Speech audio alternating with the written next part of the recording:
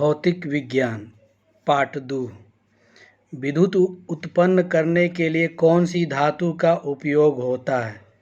Uranium, लोहा, तांबा, aluminium. उत्तर ए uranium.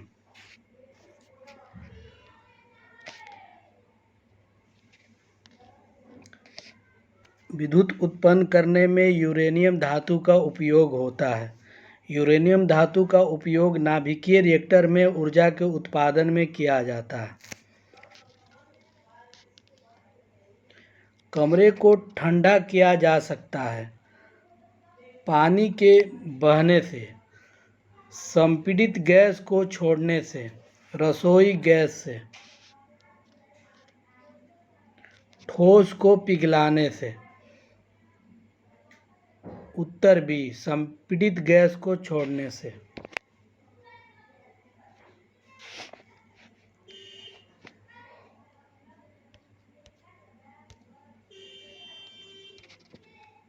संपीड़ित गैस को छोड़ने से कमरे का तापमान कम हो जाता है, जिससे कमरा ठंडा हो जाता है। आमतौर पर सुरक्षा फ्यूज लगाने के लिए प्रयोग होने वाला तार किस पदार्थ का बना होता है? टीन का, सीसा का, निकेल का। टीन और शीशे की एक मिश्र धातु। उत्तर डी।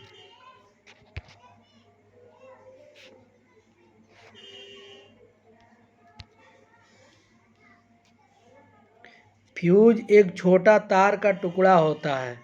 यह रंगा शीशा, टीन, लेड मिश्र धातु का बना होता है। इसका गलनांक निम्न होता है। लघुपतन और अति भारण, वोल्टता वृद्धि आदि के कारण जब परिपथ में धारा निर्दिष्ट मान से अधिक हो जाती है तो फ्यूज गलकर टूट जाता है। इससे इलेक्ट्रॉनिक उपकरणों के नुकसान होने एवं किसी प्रकार की दुर्घटना टल जाती है।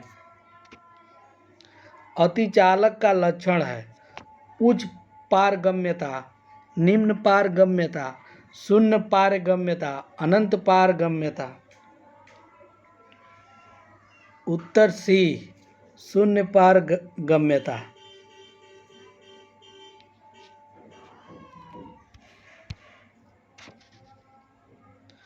वर्ष 1911 में डच भौतिक विज्ञानी H.K. ओनेस 1853-1962 ने प्रतिरोध पर ताप के प्रभाव का अध्ययन किया। उन्होंने धातुओं के कुछ नमूनों को कुछ केल्विन ताप तक ठंडा करके उसके विद्युत प्रतिरोध की माप की। ओनेस को यह जानकर आश्चर्य हुआ कि 4.2 केल्विन ताप पर पारे का विद्युत प्रतिरोध शून्य हो जाता है। यह पाया गया कि न्यून तापों पर अनेक अन्य तत्व और यौगिक भी ऐसा ही व्यवहार दर्शाते हैं। ऐसा व्यवहार करने वाला पदार्थों को अतिचालक कहते हैं। अतिचालक कोई प्रतिरोध प्रस्तुत नहीं करते, इसलिए उनमें ऊर्जा ह्रास के बिना विद्युत धारा प्रवाहित होती है। विद्युत प्रवाहित होते समय ऊर्जा का कोई ह्रास नहीं होगा। यही कारण है कि एक स्थान से दूसरे स्थान को विद्युत के संचारण में अतिचालकों का दक्षतापूर्वक उपयोग किया जा सकता है। अतिचालकों का दूसरा अनिवार्य गुण यह है कि वे चुंबकीय बल को अपने सतह पर ही रोक लेते हैं या अपने भीतर प्रवेश नहीं करने देते, अर्थात इनकी चुंबकीय पारगम्यता शून्य होती है। ठंडक के दिनों में लोहे के गुटकों और लकड़ी के गुटकों को प्रातःकाल छुएं तो लोहे का गुटका ठंडा लगता है, क्योंकि लोहे के गुटके का ताप लकड़ी के गुटके से कम होता है। लकड़ी की तुलना में लोहा ऊष्मा का अच्छा चालक है। लकड़ी की तुलना में लोहा ऊष्मा का खराब चालक है। लोहे का गुटका लकड़ी से भारी होता है।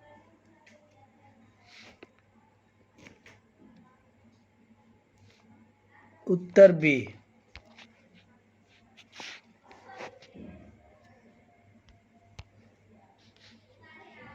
लकड़ी की तुलना में लोहा ऊष्मा का अच्छा चालक है, इसलिए ठंडक के दिनों में समान तापमान होने के बावजूद तुलनात्मक ढंग से लोहे का गुटका ज़्यादा ठंडा लगता है, जबकि लकड़ी का गुटका उतना ठंडा नहीं लगता।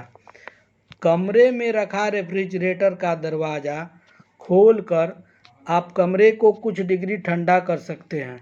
आप इसको रेफ्रिजरेटर के तापमान तक ठंडा कर सकते हैं।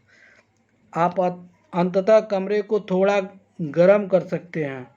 आप कमरे को न तो गर्म न ठंडा कर सकते हैं।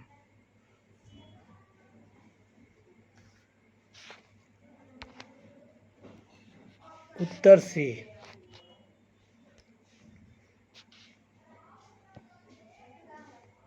कमरे में रखा रेफ्रिजरेटर का दरवाज़ा खोलकर रखने से कमरे का तापमान बढ़ जाता है, फलस्वरूप कमरा का थोड़ा सा गर्म हो जाता है। दो उत्तरोत्तर श्रृंग अथवा दो उत्तरोत्तर गर्त के बीच की दूरी को क्या कहते हैं? आयाम, तरंगदैर्घ्य, आवृत्ति। उपरोक्त में से कोई नहीं। उत्तर बी, तरंगदैर्घ्य।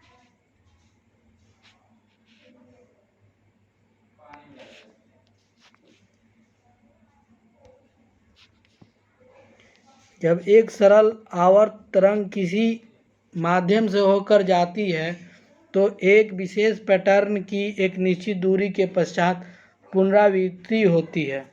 इसी दूरी को तरंगदैर्घ्य कहते हैं। पढ़ने में काम आने वाले ग्लास लेंस किस प्रकार के लेंस से बनते हैं? अवतल, उत्तल, साधारण। ए और बी। उत्तर बी, उत्तल।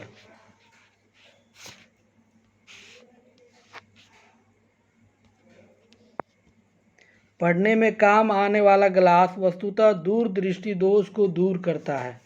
दीर्घ दृष्टि दोष युक्त कोई व्यक्ति दूर की वस्तु को तो स्पष्ट देख सकता है, परंतु निकट रखी वस्तुओं को वह स्पष्ट नहीं देख पाता।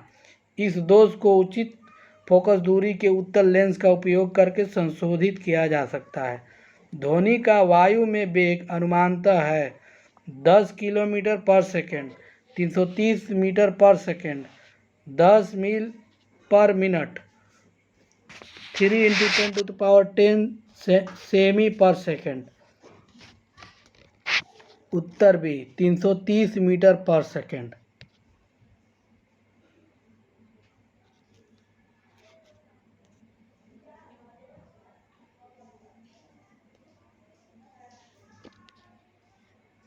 ध्वनि की वायु में वेग माध्यम की प्रकृति पर निर्भर करती है। ध्वनि का वेग वायुमंडलीय परिस्थितियों जैसे ताप, आर्द्रता आदि पर भी निर्भर करता है।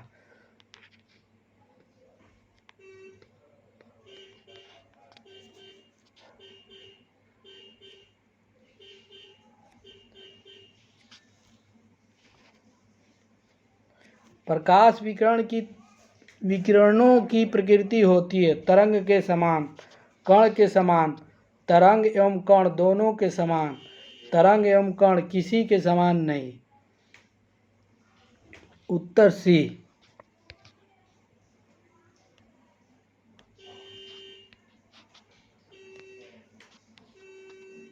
प्रकाश विकिरण की प्रकृति तरंग एवं कण दोनों के समान होती है, अर्थात प्रकाश विकिरणों में तरंग और कण दोनों के गुण पाए जाते हैं। आकाश नीला लगता है क्योंकि सूर्य के प्रकाश में नीला रंग और रंगों से अधिक है। लघु तरंग दीर्घ तरंग की अपेक्षा वायुमंडल द्वारा अधिक प्रकीर्णन होती है। नीला रंग नेत्र को अधिक सुग्राही है। वायुमंडल दीर्घ तरंगदैर्घ्य को लघु तरंगदैर्घ्य की अपेक्षा अधिक अवशोषित करता है। उत्तर बी।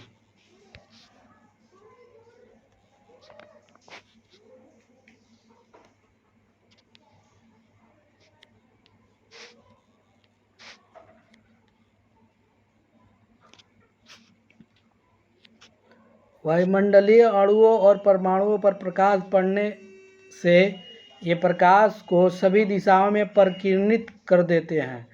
इस प्रकीर्णन में बैंगनी व नीले वर्ण का प्रकाश सबसे अधिक और घटते क्रम में हरे, पीले, नारंगी और लाल वर्ण के प्रकाश प्रकीर्णित होते हैं, अतः आकाश नीला प्रतीत होता है। पानी का घनत्व अधिकतम होता है 100 डिग्री सेंटीग्रेड पर, 0 डिग्री सेंटीग्रेड पर, 4 डिग्री सेंटीग्रेड पर, -4 डिग्री सेंटीग्रेड पर। उत्तर बी 4 डिग्री सेंटीग्रेड पर।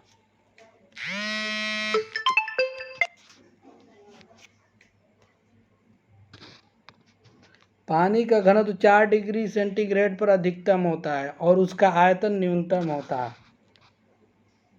50 डिग्री सेंटीग्रेड का मान फ़ारेनहाइट स्केल में है। A 104 Fahrenheit, B 122 Fahrenheit, 100 degree Fahrenheit, 75 degree Fahrenheit. उत्तर बी।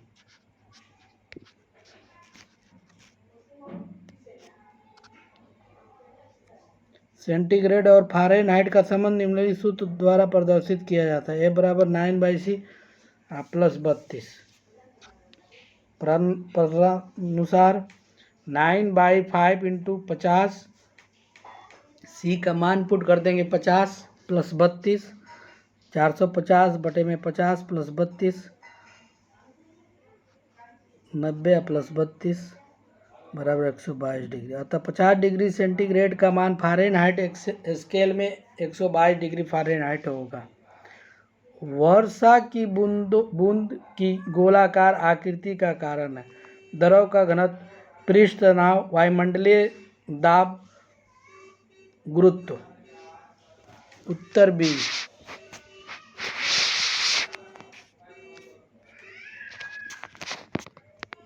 पृष्ठ तनाव। वर्षा की बूंद की गोलाकार आकृति का कारण पृष्ठ तनाव होता है। पृष्ठ तनाव आणविक आकर्षण का परिणाम है। वर्षा की बूंद, पिघलती धातु की बूंद आदि सभी गोलीय होती है क्योंकि उनकी सतह सिकुड़कर न्यूनतम क्षेत्रफल की होना चाहती है और एक निश्चित आयतन के लिए गोलीय आकृति निश्चित सतह का क्षेत्रफल न्यूनतम होता है। महासागर में ऊंची जल तरंगे कैसे आती है? भूकंप से, तारों से, सूर्य से, चंद्रमा से।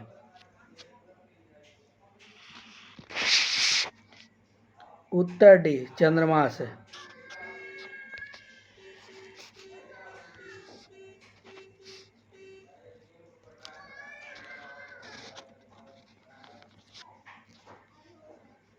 महासागरों में ऊंची जल तरंगे चंद्रमा के गुरुत्वाकर्षण बल का परिणाम है। चंद्रमा पृथ्वी से सूर्य की तुलना में नज़दीक है। उसके आकर्षण बल के कारण समुद्र की तरंगें ऊपर उठती है। सूर्य के द्वारा लगने वाला आकर्षण बल उतना प्रभावी नहीं होता, अतः सूर्य द्वारा जल तरंगें चंद्रमा की तुलना में अधिक ऊपर नहीं उठ पाती। जब एक पत्थर को चांद की सतह से पृथ्वी पर लाया जाता है तो इसका द्रव्यमान बदल जाएगा, इसका भार बदल जाएगा, परंतु द्रव्यमान नहीं। भार और द्रव्यमान दोनों बदल जाएंगे, न द्रव्यमान और न ही भार बदलेगा। इसका भार बदल जाएगा परंतु द्रव्यमान नहीं। उत्तर बी।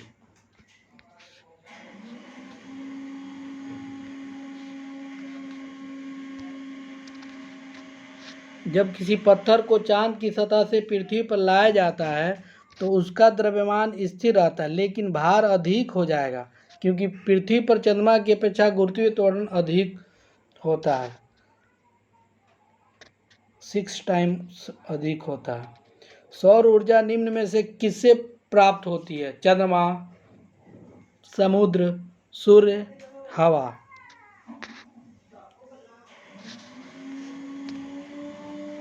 उत्तर सी।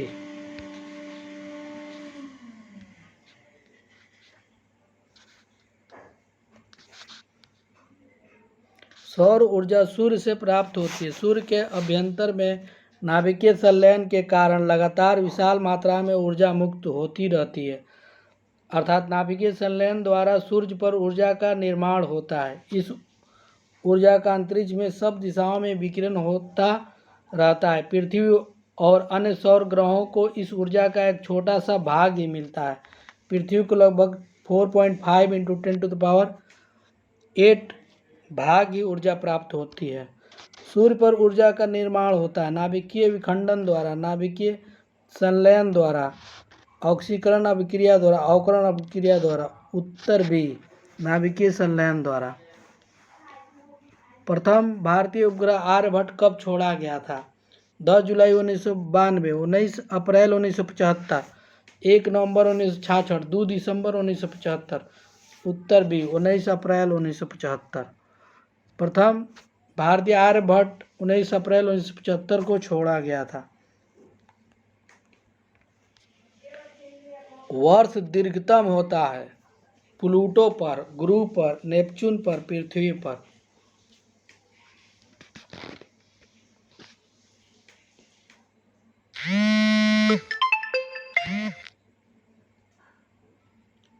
उत्तर ए, प्लूटो पर। प्लूटो का वर्ष दीर्घतम होता है जिसका कक्षीय परिक्रमण काल लगभग 248 पृथ्वी वर्ष होता है।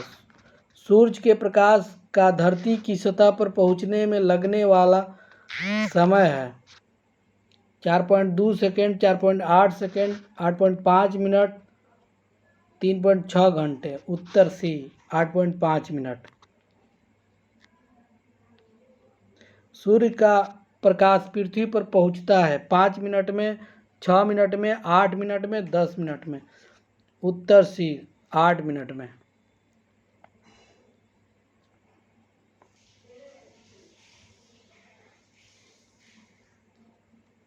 सौरमंडल का सबसे बड़ा ग्रह है पृथ्वी, मंगल, बृहस्पति, शनि। उत्तर सी, बृहस्पति। सौरमंडल का सबसे बड़ा ग्रह बृहस्पति, सबसे छोटा ग्रह बुध। बृहस्पति का औसत व्यास 139822 किलोमीटर है। निम्नलिखित में से कौन एक कंप्यूटर की भाषा नहीं है? बेसिक, सी, फास्ट, फोर्ट्रान। उत्तर सी, फास्ट।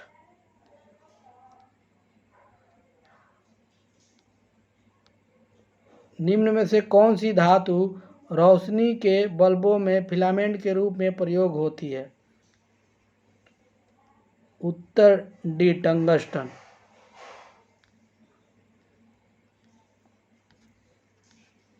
निम्न में से कौन सी धातु अर्धचालक के रूप में ट्रांजिस्टर में प्रयोग होती है?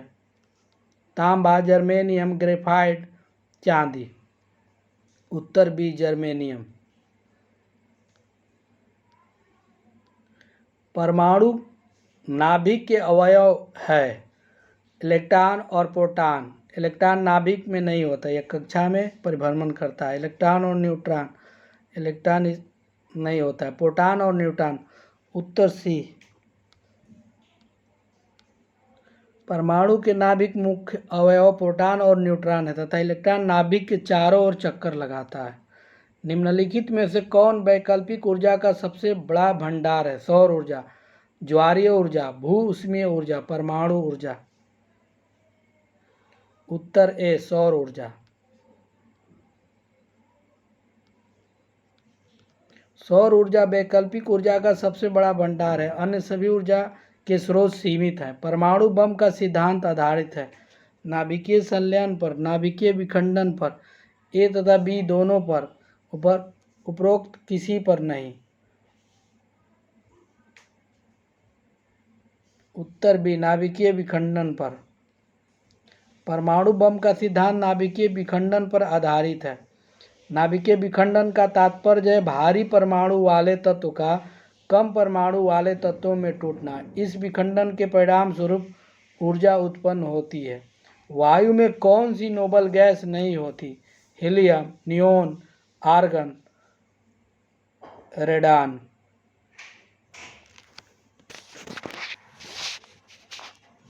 उत्तर डी, रेडान। रेडान नामक अक्रिय गैस वायु में नहीं पाई जाती है। अन्य अक्रिय गैस हीलियम, नियॉन और आर्गन वायु में पाई जाती है। बिजली की खपत का बिल किसके मापन पर आधारित होता है? वाट, वोल्टेज, लोहा, एम्पीयर। उत्तर ए केवल 1 वाट। बिजली की खपत का बिल किलोवाट पर घंटा वाट से मापा जाता है, अतः विकल्प ए सही है। निम्नलिखित में सबसे भारी धातु है? तांबा, यूरेनियम, एल्युमिनियम, चांदी। उत्तर बी यूरेनियम। यूरेनियम सबसे भारी धातु है। इसकी परमाणु संख्या 92 और परमाणु भार 238.08 है। इनसैट 2A कब छोड़ा गया? 4 फरवरी 1975, 18 मई 1974, 10 जुलाई 1992, 19 अप्रैल 1975। उत्तर सी 10 जुलाई 1992। इनसैट 2A 10 जुलाई 1992 को छोड़ा गया और आर्यभट्ट 19 अप्रैल 1975 को छोड़ा गया। वीडियो को अंत तक देखने के लिए धन्यवाद।